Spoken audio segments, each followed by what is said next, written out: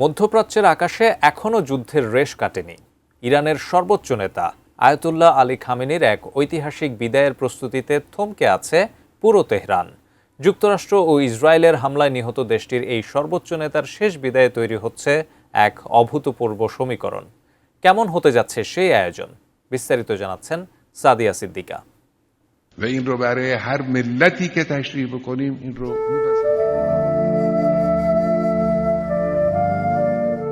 তিন দশকেরও বেশি সময় ধরে ইসলামিক প্রজাতন্ত্র ইরানের হাল ধরে রেখেছিলেন সর্বোচ্চ নেতা আয়াতুল্লাহ আলী খামেনি। কিন্তু চলতি বছরের ফেব্রুয়ারিতে যুক্তরাষ্ট্র ও ইরানের যৌথ সামরিক হামলায় নিহত হন তিনি।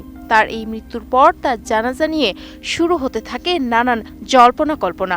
কৌতূহল বাড়তে থাকে সাধারণ মানুষের মনে। ব্যাপক নিরাপত্তার কারণে তার অন্তিম যাত্রা নিয়ে তৈরি হয় ধোঁয়াশা। সম্প্রতি তার বিদায় অনুষ্ঠানকে স্মরণকালের সবচেয়ে ঐতিহাসিক করতে প্রস্তুতি শুরু করেছে দেশটির কর্তৃপক্ষ। তবে মধ্যপ্রাচ্যের যুদ্ধ পরিস্থিতির জটিলতায় এই জাঁকজমকপূর্ণ রাষ্ট্রীয় জানাজা ঠিক কবে অনুষ্ঠিত হবে সেই বিষয়ে এখনও কোনো চূড়ান্ত সিদ্ধান্ত নেওয়া সম্ভব হয়নি। শনিবার ইসরায়েলি সংবাদ মাধ্যম টাইমস অব ইসরায়েল এক প্রতিবেদনে এই তথ্য নিশ্চিত করেছে। এর আগে শুক্রবার ইরানের রাষ্ট্রীয় টেলিভিশনে জানানো হয়, সর্বোচ্চ নেতার জানাজা ও বিদায় অনুষ্ঠানটি নিখুঁতভাবে সম্পন্ন করতে ইতোমধ্যে একটি বিশেষ কমিটি গঠন করা হয়েছে। সরকারের বিভিন্ন দফতর ও সংশ্লিষ্ট সংস্থাগুলো বিশাল এই আয়োজনের জন্য প্রয়োজনীয় পরিকল্পনা ও মাঠ পর্যায়ে প্রস্তুতি পুরোদমে শুরু করেছে। কোয়ালিটি সম্পন্ন আন্তর্জাতিক মানের still bar CSRM, committed for better still.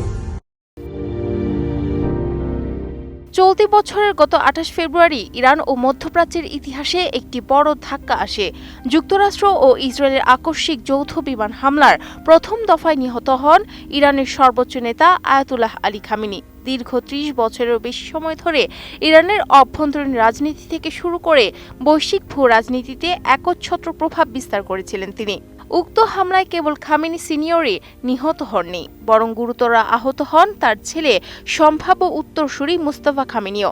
বাবার মৃত্যুর পর মুস্তাফা খামেনি দায়িত্ব গ্রহণ করলেও বর্তমান যুদ্ধ পরিস্থিতি ও নিরাপত্তার কারণে তাকে প্রকাশ্যে দেখা যায়নি। আয়াতুল্লাহ আলী খামেনির মৃত্যুর পর থেকেই ইরান একটি উপযুক্ত রাষ্ট্রীয় জানাজা আয়োজনের চেষ্টা করছিল। তবে মধ্যপ্রাচ্যের অস্থিতিশীল যুদ্ধ পরিস্থিতির কারণে সেই পরিকল্পনা বারবার পিছিয়ে দিতে বাধ্য হয় তেহরান। গত এপ্রিল মাসে তার স্মরণে একটি সীমিত পরিসরে শোক অনুষ্ঠান আয়োজন করা হয়েছিল ঠিকই, কিন্তু সেটি কোনো পূর্ণাঙ্গ রাষ্ট্রীয় জানাজা ছিল না। ইরানের রাষ্ট্রীয় টেলিভিশন জানিয়েছে, দেশের সংবেদনশীল পরিস্থিতি বিবেচনা করে বিভিন্ন সংস্থা এখন একটি নিরাপদ ও সুশৃঙ্খল পরিবেশ নিশ্চিত করতে দিন-রাত কাজ করছে। নিরাপত্তা ও লজিস্টিক্স নিশ্চিত হওয়ার পরই জানাজার আনুষ্ঠানিক তারিখ ঘোষণা করা হবে। কর্তৃপক্ষ আশা করছে এই শেষ বিদায় অনুষ্ঠানে দেশটির লাখ লাখ মানুষ স্বতঃস্ফূর্তভাবে অংশ নেবেন, যা ইরানের ইতিহাসে অন্যতম বৃহত্তম জনসমাগমে পরিণত হবে।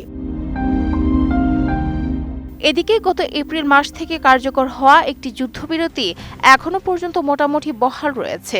তবে এই আপেক্ষিক শান্তিতে স্বস্তির কোনো সুযোগ নেই, কারণ ইরান, যুক্তরাষ্ট্র এবং ইসরায়েলের মধ্যে চলমান দীর্ঘমেয়াদী সংঘাতের স্থায়ী সমাধান নিয়ে এখনো কোনো চূড়ান্ত সমঝোতা বা চুক্তি স্বাক্ষরিত হয়নি।